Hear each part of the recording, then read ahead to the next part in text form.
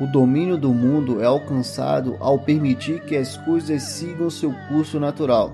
Você não pode dominar o mundo querendo mudar o caminho natural. Lao Tzu.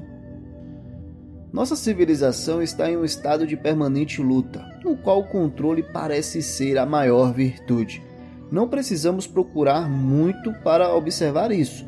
No local de trabalho, por exemplo, os funcionários são cada vez mais controlados e supervisionados, principalmente agora que temos a tecnologia para fazer isso. Sem falar que os governos se esforçam para rastrear seus cidadãos, seja através da supervisão de câmeras ou do chamado sistema de crédito social.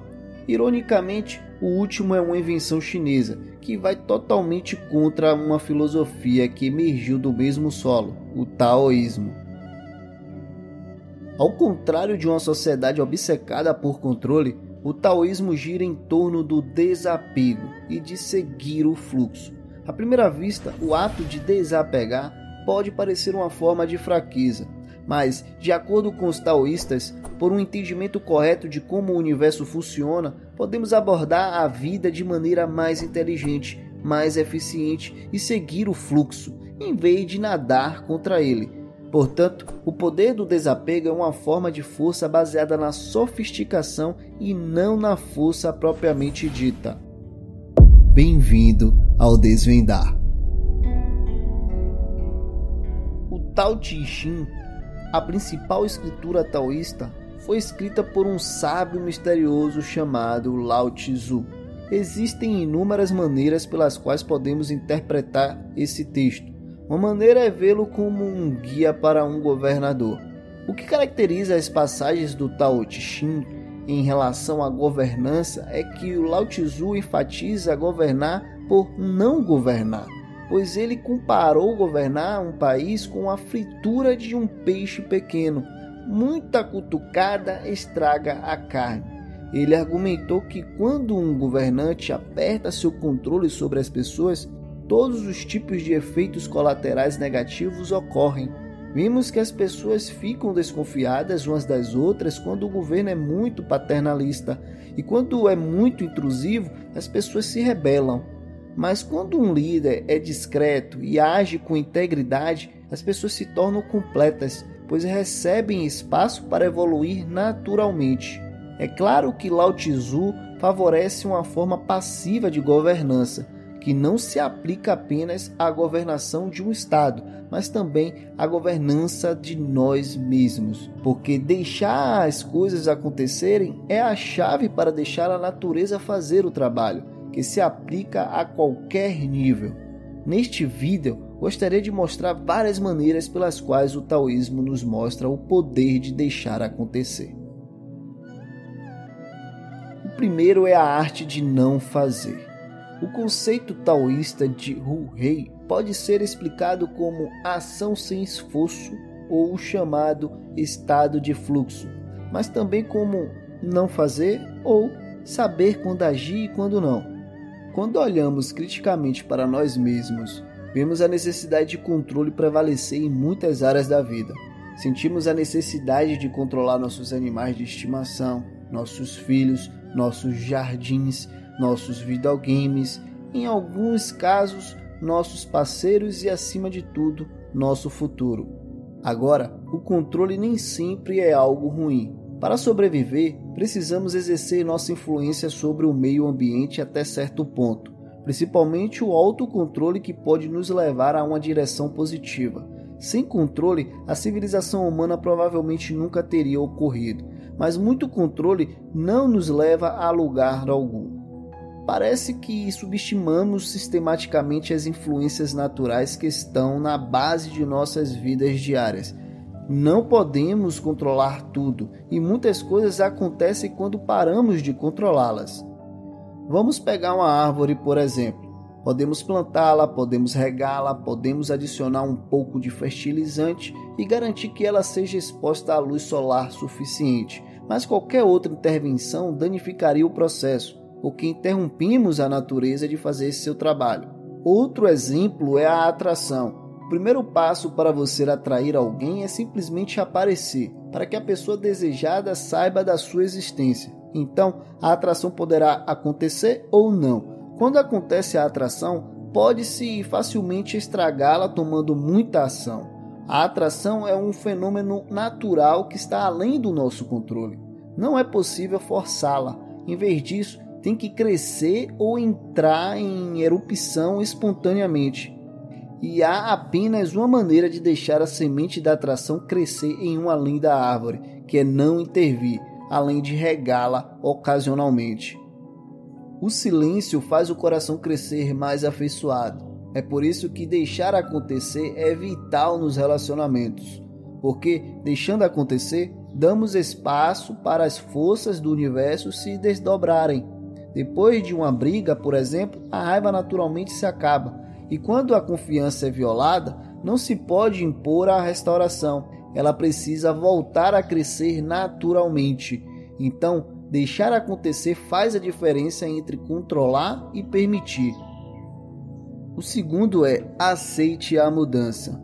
Os taoístas estavam muito conscientes de que a vida se desdobra em um movimento constante entre opostos, entre alto e baixo, claro e escuro, yin e yang.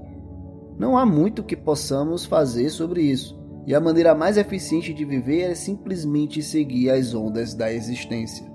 O fluxo da vida e suas transformações são inevitáveis. No entanto, vemos tantas pessoas agarradas às circunstâncias. Na metáfora da corrente do rio, eles se apegam firmemente a um galho ou rocha, com medo de deixar ir, porque querem controle completo sobre sua posição. Eles simplesmente não confiam no universo e, consequência disso, é um estilo de vida rígido.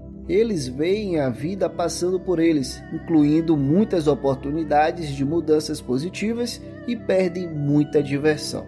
Como escreveu Lao Tzu no Tao Te Ching, disse assim: os vivos são macios e produtivos, os mortos são rígidos e duros, as plantas vivas são flexíveis e macias, as mortas são quebradiças e secas. Há também quem nada contra a corrente. Eles são os maiores desperdiçadores de energia de todos. Talvez eles vejam honra e virtude ao assumir uma posição extremamente desagradável na vida. Mas exercitar uma resistência constante à forma como o universo se desenrola não é uma maneira muito inteligente de se viver. Isso provavelmente os torna cansados e infelizes. Essa não aceitação de como as coisas são também é a causa de pessoas lutando contra si mesmas. Por causa de certas expectativas da sociedade, as pessoas se envolvem em uma batalha contra sua natureza inerente em vez de fluir junto com os atributos que a natureza lhes deu. Poderíamos dizer: siga sua força em vez de tentar reparar sua fraqueza. Aceitar a mudança também se aplica à inutilidade e utilidade. O filósofo taoísta Zhuangzi observou que a utilidade depende das circunstâncias, conforme ele contou sobre um comerciante que tentava vender camisas para uma tribo cujos membros estavam cobertos de tatuagens e sempre estavam sem camisa. Para essa tribo, camisas são inúteis. Mas para nós, pelo menos para a maioria, elas não são inúteis. Inutilidade e utilidade são relativas e não devem ser tratadas com rigidez. Quando você mora em uma cidade urbana, por exemplo, ter um carro é menos útil do que quando você mora em algum lugar do interior, onde a próxima vila fica a 50 quilômetros de distância. Portanto, devemos estar dispostos a deixar de lado as coisas que são inúteis em uma situação e adotar o que é útil. É assim que fazemos da mudança uma aliada e não uma inimiga. O terceiro é não focar nos resultados. Comparáveis aos estoicos, os taoístas observaram que o foco em resultados futuros tem um efeito negativo sobre nós. Focar demais no futuro nos deixa ansiosos. Nossos esforços atuais são alimentados por um desejo de um resultado incontrolável, e quanto mais desejamos isso, menos valorizamos a única coisa que temos, que é o momento presente.